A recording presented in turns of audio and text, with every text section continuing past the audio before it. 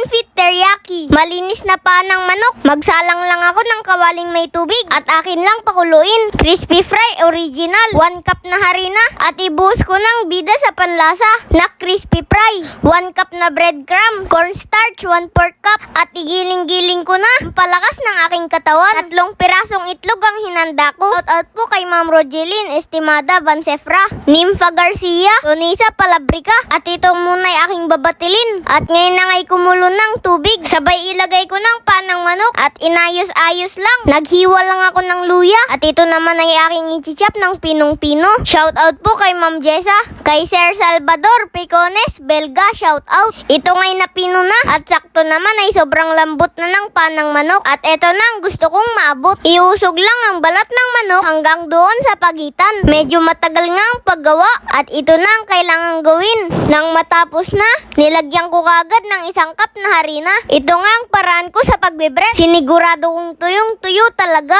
Pag ayos na, ilagay ko na sa binatil kong itlog. Shout out po kay Ma'am Amy Barquilla, kay Lola Mary Rosete, shout out. Ang paraan ko sa pagbe-bread ay pagulong-gulungin lang naman. Sa akin na may mabisang paraan. Ibuhos ang mantika sa kawali. Pag uminit, ilagay kaagad ang paan ng manok. Prituin ko lang hanggang sa mag-light brown. Ito ang paborito ko ang kukunin sa lutuan. Ngayon na may butter sa kawali. Luya, para sa gusto mong trinato kang kuya. Brown na asukal na nagpapatamis ng ngiti mo. Tuloy-tuloy lang sa paghalo at lalagyan ng toyo.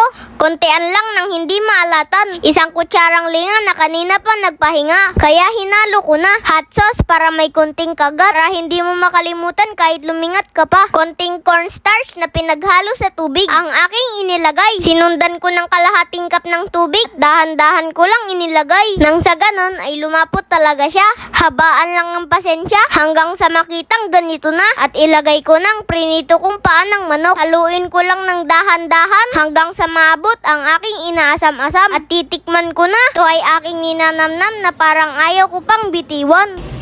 Okay na talaga, promise.